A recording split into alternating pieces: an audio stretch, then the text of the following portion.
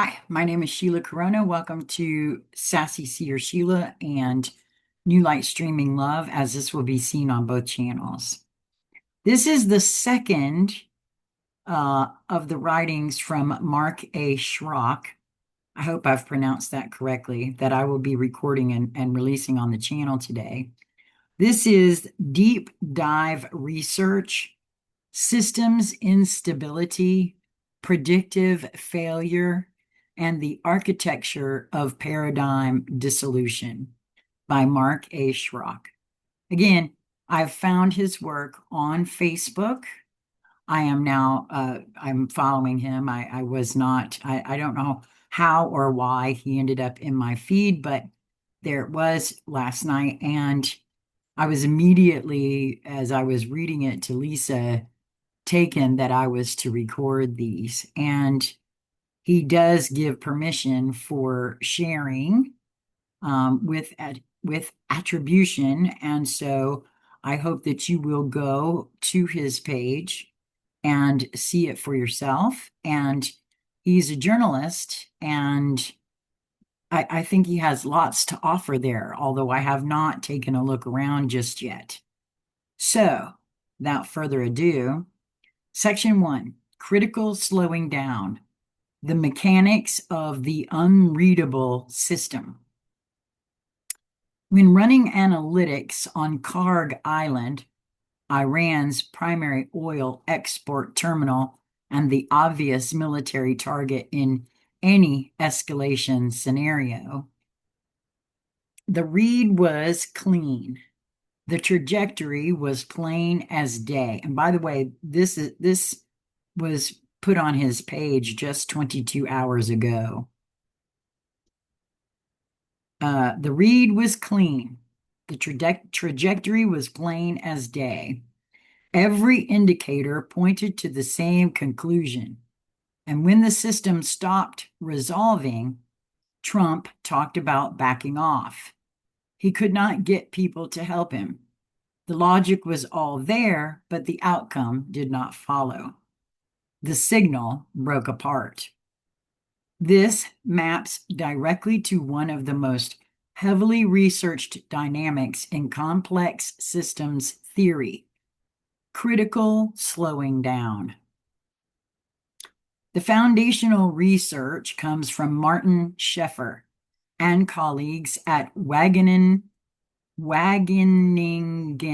University, published in Nature in 2009.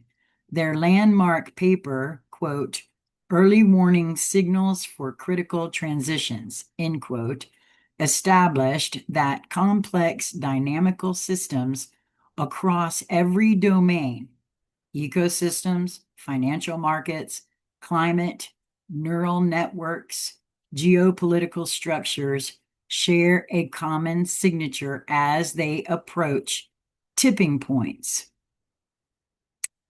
The mechanics work like this. Every stable system sits in what mathematicians call, quote, a basin of attraction, a marble sitting in a bowl. When something flicks the marble, it rolls back to center. The steeper the bowl, the faster the return. As a system approaches a critical threshold, the bowl flattens. The marble still returns, but slower and slower.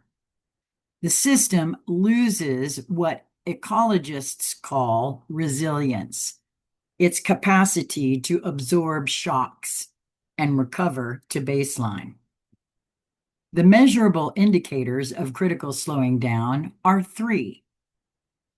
Rising autocorrelation.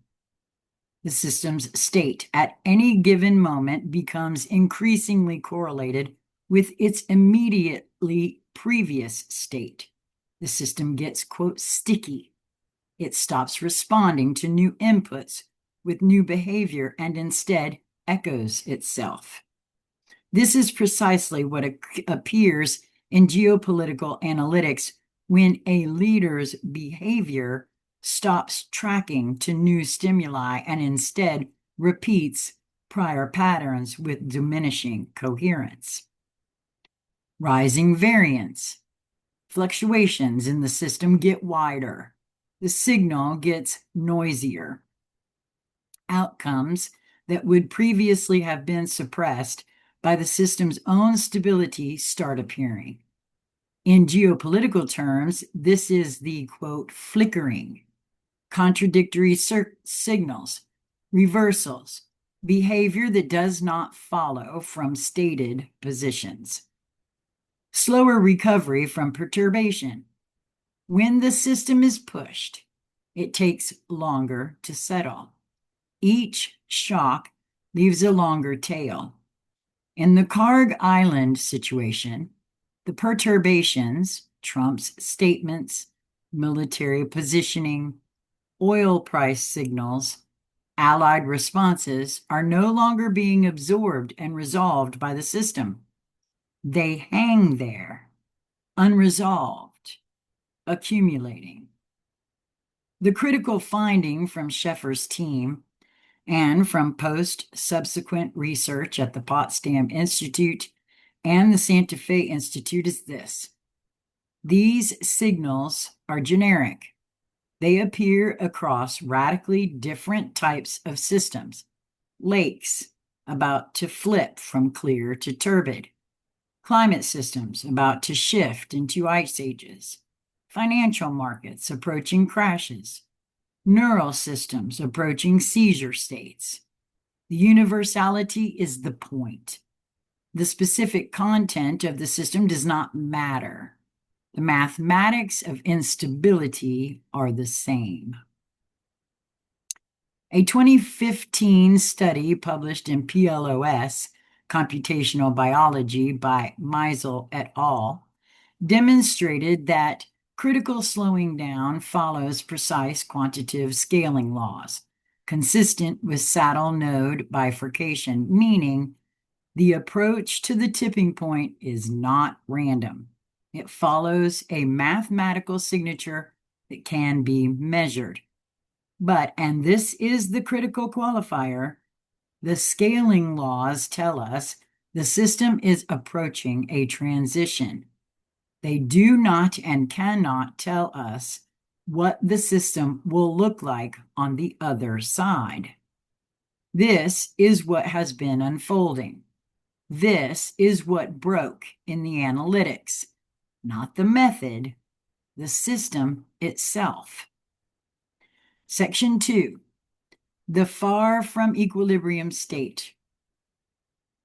Now, I don't know how to pronounce this next person's name, and I'm sure that I'm going to mess it up, but Prigogine or Prigogine, and the birth of the new order from dissolution.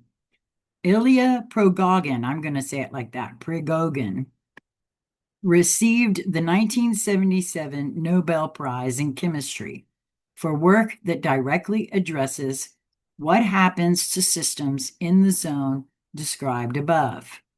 The zone where the old structure has lost coherence, but the new one has not yet emerged. Prigogine's central insight was that classical thermodynamics, the science of systems moving toward equilibrium, toward entropy, toward heat death, only describes closed systems. Living systems, social systems, civilizational systems are open. They exchange energy and matter with their environment. And when open systems are driven far enough from equilibrium, something counterintuitive happens. Instead of dissolving into chaos, they spontaneously self-organize into new structures of higher complexity. He called these dissipative structures, systems that maintain their organization not despite the flow of energy through them, but because of it. A hurricane is a dissipative structure. A living cell is a dissipative structure. A functioning civilization is a dissipative structure. The key mechanism is bifurcation. As the system is driven further from equilibrium by increasing energy input, increasing pressure, contradiction, information, crisis, it reaches points where the existing structure can no longer dissipate the energy flowing through it. The structure becomes unstable. At the bifurcation point, the system faces a choice between multiple possible new configurations.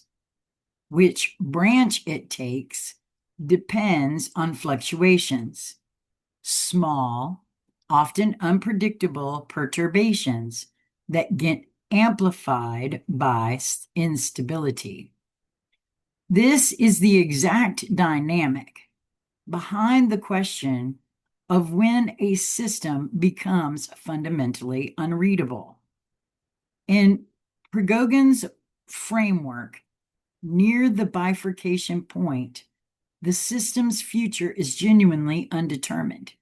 It is not that the models are insufficiently sophisticated.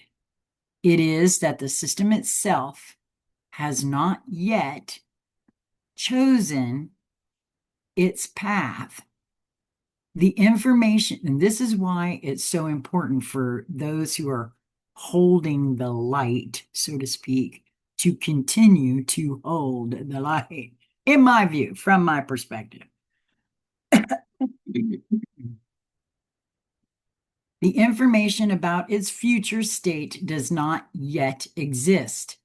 No model, no matter how advanced, can predict something that has not yet been determined by the system's own internal dynamics. Prigogine was explicit about this. Determinism breaks down near bifurcation. The system enters what he called the domain of, quote, order through fluctuation, where the future state will be determined by which fluctuation happens to be amplified at the crucial moment. Again, why is so important. This maps directly to the question of who and what shows up at the right moment in the gap. The practical implication is severe and direct. Near bifurcation, prediction based on historical patterns is not just difficult, it is structurally impossible. And again, this is why everyone gets answers like, we can't say, we don't know, because it hasn't happened yet. The system's rules are actively being rewritten. The stationarity assumption that the rules generating outcomes remain stable enough to extrapolate from has broken. The analytics are not failing because the signals are being read wrong. They are failing because the system has entered a state where its own governing logic is dissolving. I mean, we can clearly see that on so many different levels that the system's governing logic is dissolving. Section 3, Laszlo's macro shift and the chaos point. Ervin Laszlo, working from both Prigoghine's thermodynamics and general evolution theory, applied these dynamics specifically to civilizational systems. His framework of the macro shift is the most direct systems theoretic parallel to the 3D to 5D consciousness transition. Laszlo defines a macro shift as a bifurcation in the evolutionary dynamic of a society. In his words, when an interconnected global civilization approaches the chaos point, it is a bifurcation of human civilization in its quasi-totality. The system faces what he calls catastrophic bifurcation, where the relatively stable attractors that governed the old system are joined by chaotic or strange attractors, and the system's trajectory becomes fundamentally unpredictable. His framework identifies 4 phases. Phase 1, the trigger. Technological or structural innovations destabilize existing institutions. In the current moment, this includes digital communication, AI, financialization, and the collapse of energy return on investment. Phase 2, transformation. The innovations spread through society, creating both opportunities and contradictions that the existing order cannot resolve. Phase 3, the chaos point. The system reaches critical instability. At the chaos point, the system's evolution is no longer determined by the trajectory of phase 2. The old attractors have lost their pull, but no new attractor has consolidated. Laszlo is explicit. The chaos point is the moment of genuine bifurcation, where the system's path forward depends not on historical momentum, but on the consciousness and values of a critical mass of people within it. Phase 4, either break down or break through. The system either collapses into a lower complexity state, the 3D collapse trajectory, or reorganizes at a higher level of complexity and coherence, the 5D emergence. The critical element in Laszlo's framework is that at the chaos point, technology is the driver, but consciousness is the decider. The system's material conditions create the instability, but what determines which branch the bifurcation takes is the internal state, the values, awareness, and organizing logic of the people within it. Yes, past microshifts in human history spanned centuries. The current one, compressed by the speed of technology, is playing out within a single generation. This is why the journalism and the spiritual work are converging. In Laszlo's terms, they were always 2 aspects of the same macro shift. The material instability creates the conditions. The consciousness work determines the outcome. Section 4, Nassim Taleb and the 4th quadrant, where prediction is structurally forbidden. Nassim Nicholas Taleb's work on black swans and the 4th quadrant provides the most rigorous contemporary framework for understanding why predictive analytics break down in moments like this, and why they should. Taleb divides the world of decision-making into 4 quadrants based on 2 axes: simple versus complex payoffs, and thin-tailed versus fat-tailed probability distributions. The first quadrant is where consequences are small and distributions are well behaved. Standard statistics work fine. Models are useful. The fourth quadrant is where consequences are large and distributions are fat-tailed, meaning rare extreme events dominate outcomes. In the fourth quadrant, Taleb argues statistical models are not just unreliable, they are actively dangerous because they create an illusion of knowledge where genuine uncertainty exists. And honestly, I see, sense, and feel that so well.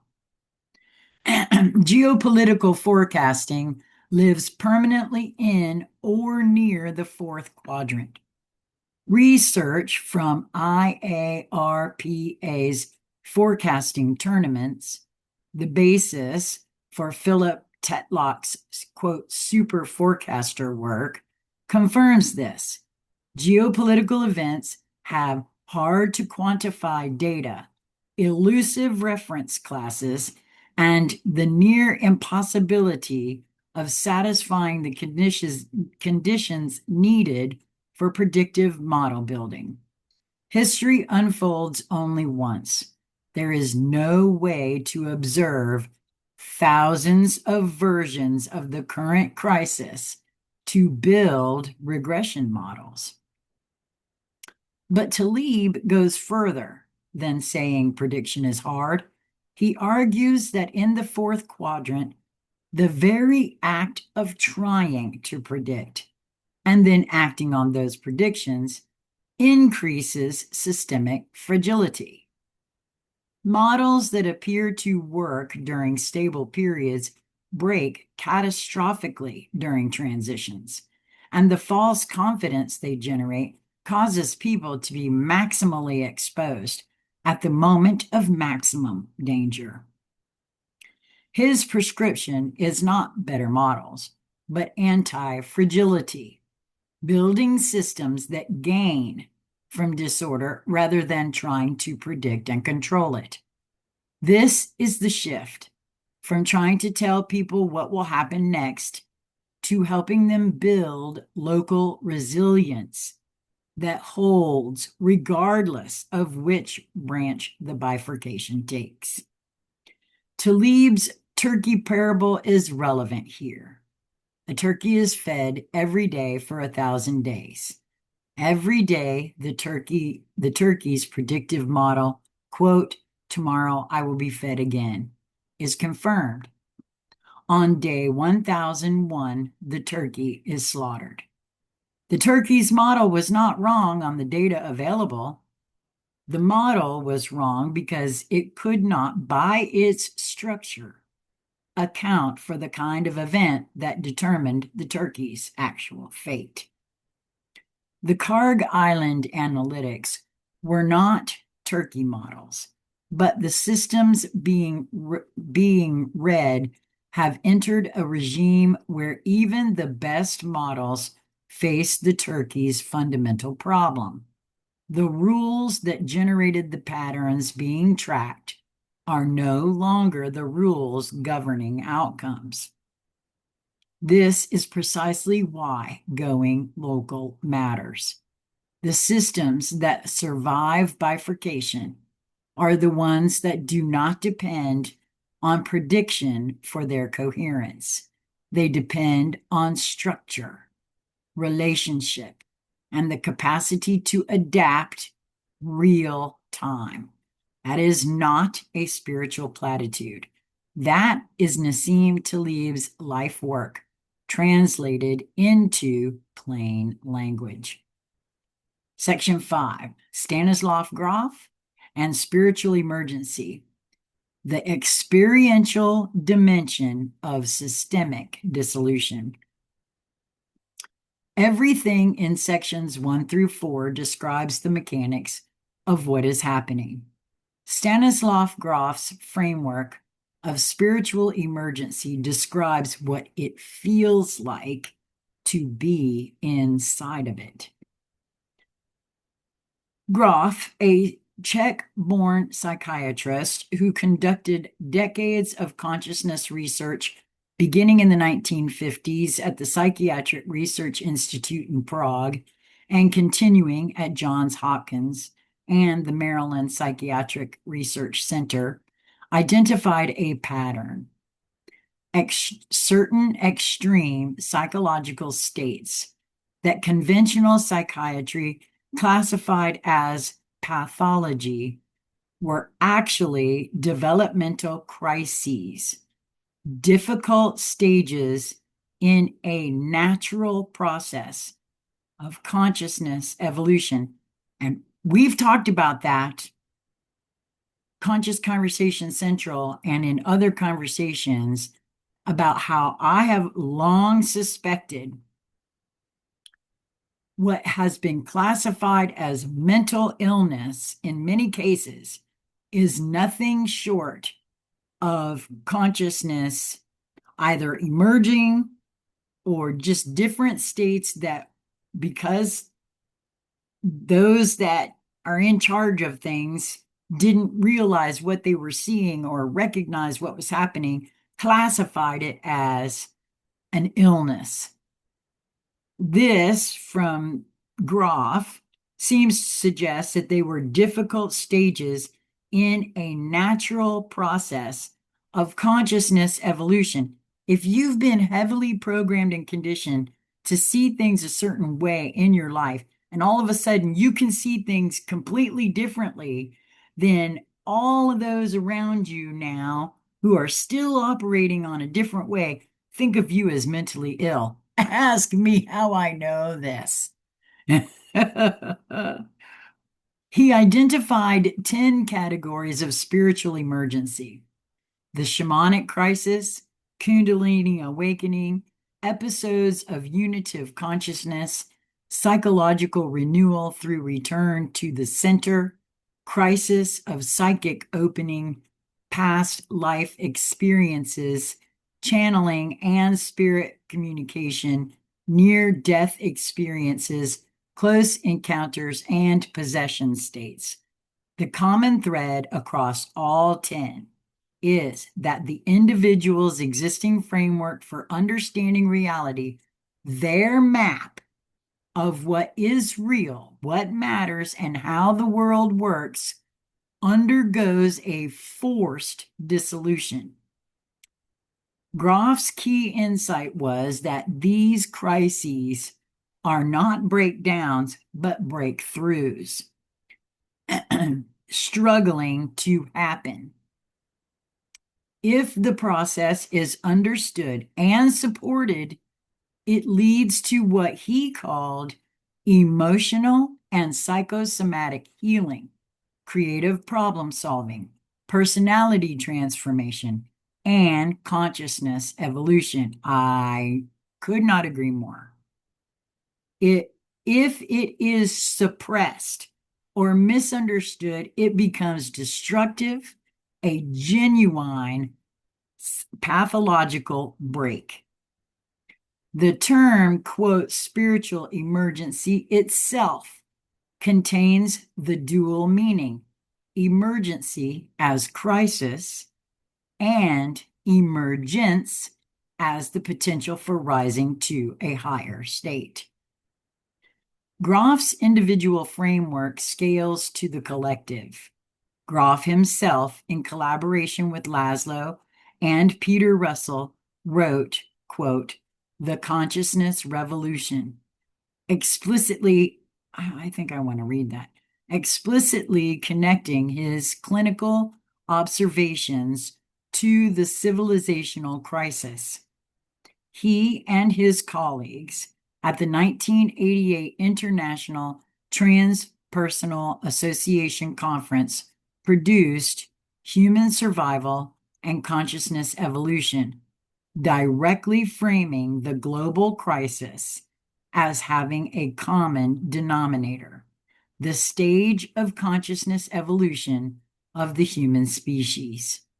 Resolution of the crisis, they argued, might not be possible without a deep inner transformation of humanity on a large scale, which I feel is absolutely happening, whether folks believe it or not, realize it or not, want it to or not.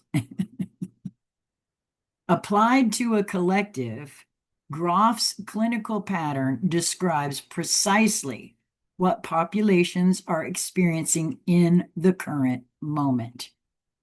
The dissolution of consensual reality, the shared agreements about what is real, what is important, and how the world works are actively decomposing.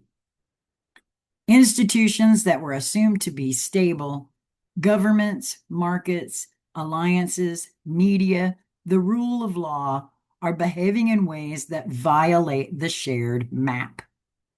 People feel the ground shifting but have no new ground to stand on. The archetypal flooding. When the rational framework fails, the psyche reaches deeper. Mythic, apocalyptic, and archetypal thinking surges. This is not regression. It is the psyche seeking a framework adequate to the scale of what is happening. Readers reaching simultaneously for geopolitical journalism and spiritual frameworks is this dynamic in action. The crisis of the map, not the territory, the most disorienting aspect of spiritual emergency, individual or collective, is the loss of the interpretive framework itself. It is not that bad things are happening. Bad things have always happened. It is that the system for understanding what things mean has broken. This is the precise parallel to the analytics failing. The territory has not changed. The map, the logic system used to read the territory, has been outgrown. Section 6, the interregnum. Gramsci, I believe that's how that's pronounced, and the space between worlds, or Gramsci. Antonio Gramsci, writing from Mussolini's prison in 1930, produced the single most cited description of the state being described across this entire paper.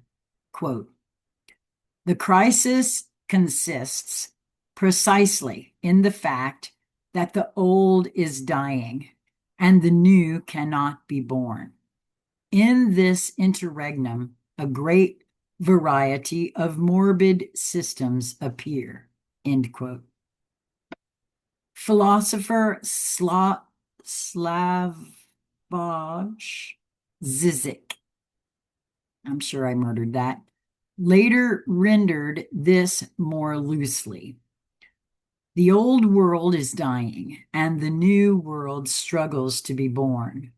Now is the time of monsters. End quote. Gramsci was a Marxist political theorist, not a mystic, but his description of the interregnum is structurally identical to what Prigogine described in chemistry, what Laszlo described in civilizational dynamics, what Groff described in the psyche. It is the same event described from the political historical position. The interregnum is the gap, the V-split, the space where the old world's logic has failed, but the new world's logic has not yet consolidated. Gramsci's interregnum has been adopted by international relations scholars to describe the current global moment. A 2020 paper in International Affairs explicitly frames the post-2008 world as a Gramscian interregnum, a period where the liberal international order has lost its capacity to maintain consent, but no alternative order has consolidated. The characteristics of the interregnum as cataloged by scholars applying Gramsci's framework. The ruling order loses its capacity to lead through consent. Its institutions continue to function, but in a dysfunctional, decaying manner. It can only maintain control through coercion, but coercion without consent accelerates the delegitimization. New movements and ideologies arise but lack coherence, structure, or the capacity to fully replace the old system. The alternative has not yet achieved what Gramsci called counter-hegemony, a new common sense accepted by enough of the population to form a governing consensus. The vacuum of authority generates what Gramsci called morbid symptoms, authoritarian opportunists, conspiracy thinking, political violence, deep polarization, and a pervasive anxiety that comes from living without a functional shared map. The sociologist Zygmunt Bauman, before his death in 2017, argued that the current global condition should be recognized as a case of interregnum, an extended period where the old frame of social order has lost its grip, but a new frame has not yet been assembled or made strong enough to take its place. The interregnum is directly relevant to the question of whether journalism retains its function in the current environment. In a functioning order, journalism can predict because the system follows its own logic. In an interregnum, the system has stopped following any logic. The old logic has failed and the new logic is not formed. What remains useful is not prediction, but orientation, helping people understand why prediction has failed, what the failure itself means about where we are, and what holds when the map dissolves. Section 7, the convergence when systems theory and consciousness work describe the same event. Every framework in this research, Sheffer's critical slowing down, Progogin's far from equilibrium dynamics, Laszlo's macro shift, Taleb's fourth quadrant, Groff's spiritual emergency, Gramsci's interregnum, describes the same structural event from a different angle. A complex system has been driven to the boundary of its own coherence. Its governing logic has broken down. Its future state is genuinely undetermined. The transition zone is inherently unreadable by the tools that functioned within the old system. What emerges on the other side depends not on the old system's momentum, but on what happens, what shows up, what consciousness is present, what organizing logic is carried through the gap inside the transition itself. Prigogine proved this at the level of chemistry. Sheffer documented it in ecosystems. Taleb demonstrated it in financial markets. Laszlo extended it to civilizations. Groff mapped it in the human psyche. Gramsci lived it in a prison cell while fascism consolidated around him. None of them found a way to predict the outcome. All of them found that the outcome depends on what is present in the system at the moment of bifurcation. This is why going local matters. This is why the cooperative model matters. This is why the consciousness work is not separate from the survival work. At the bifurcation point, the only thing that determines which branch the system takes is what is alive and organized and coherent enough to serve as the seed of the next structure. Sources and key references. And I'm not going to read all of this because this is his like bibliography of where he took each one of these things that is in this report for each one of the people that he refers to. There's all sorts of reports here that they did. I highly recommend that you go and take a look at this for yourself. And again, there's a copyright here. Mark A. Chirac may be shared with attribution, which there definitely, absolutely, definitely will be. Again, I found this on his Facebook page, and I will be linking his Facebook page here. And I highly recommend that you go and take a look around, maybe give him a follow. I'd like to thank Mark for his work here because, wow, that just really validates quite a bit of what I've been feeling and moving through my own self for the last several years since I sort of woke up and started on my own consciousness journey.